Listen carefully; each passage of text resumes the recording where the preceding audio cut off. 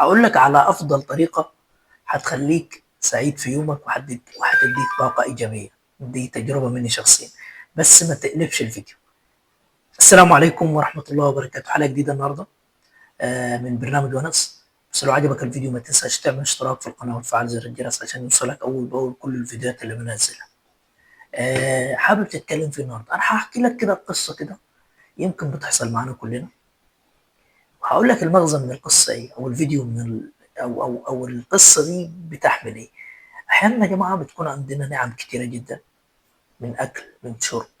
احيانا ربنا سبحانه وتعالى بيبقى مديك عربيه، مش عاوز اقول فخمه او مش فخمه، بس نوع كده وسيله من المواصلات بتساعدك ان انت تروح كليتك ولا تروح شغلك.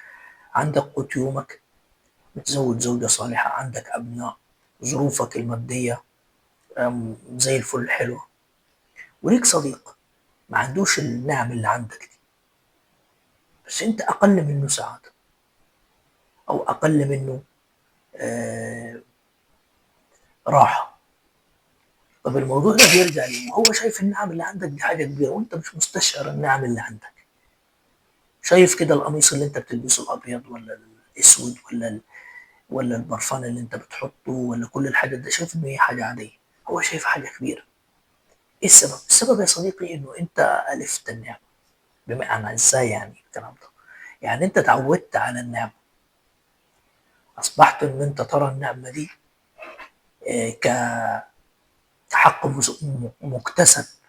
يعني احنا سيبك، انا بعد لك النعم اللي هي المحسوسه، ما عدتلكش النعم اللي ربنا سبحانه وتعالى خلقك بيها، مثل جراحه الاذن وجراحه العين وجسمك وازاي بيتحرك وازاي بتتنفس وبتصحى من النوم كويس. كل الحاجات دي مع الوسائل اللي ربنا سبحانه وتعالى اداها لك، برضه الفلوس اللي اداها لك ان انت تروح الجيم او تركب العربيه بتاعتك وكل الكلام ده، ووفقك ان انت تختار زوجه صالحه. كل ده انت ما شفتوش. عارف ليه؟ عشان بجد يا جماعه الفطور اللي بيحصل معانا في النعم بسبب احنا ما بنشكرش ربنا وما بنحمدوش. بجد يا جماعه من اكتر الامور اللي اكتب لي في الكومنتات برضو، من اكتر الامور اللي هتديك سعاده ان انت تبقى سعيد باللي موجود معاك. يا اخي ما تبصش للمفقود.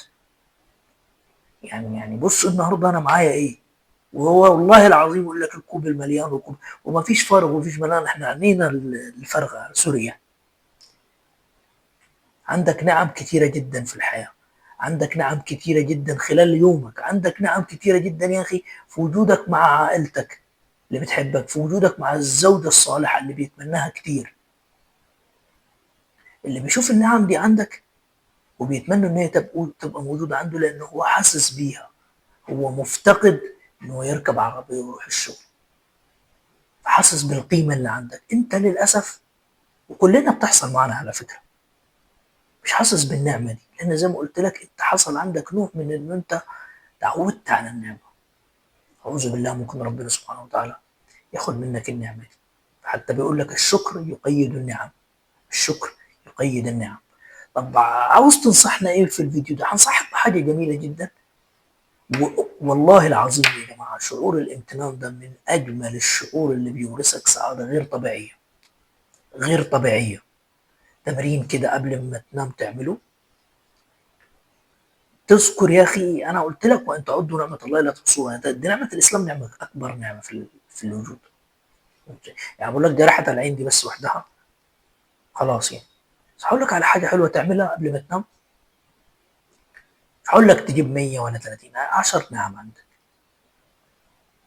10 نعم بس تكتبهم على صحتك، الناس اللي بتعاملك كويس، اصحابك، ربنا مديك زوجه صالحه، عندك عربيه، عندك بيت حلو. اكتبهم قبل ما تنام، لانه بيقول لك العقل والباطن مسجل اخر فكره احنا بنفكر فيها، او بنفكر بيها يعني، او فيها يعني. ماشي. اعملها صدقني هتبقى زي الفل. اكتب النعم دي وقول الحمد لله، اللهم لك الحمد والشكر قبل ما تنام كده. قبل بقول لك قبل دخول الالفه، يعني الانسان يدخل مرحله الالفه وكده قبل النوم، قبل ما تخش في النوم على طول. اعملها ودايما كن ممتن لربنا. احمد ربنا في خلال يومك، هتشوف سعاده غير طبيعيه. ولو عجبك الفيديو ما تنساش تشيره لاصحابك. والدال على الخير كفاعله. اشوفكم على خير. والسلام عليكم ورحمه الله وبركاته.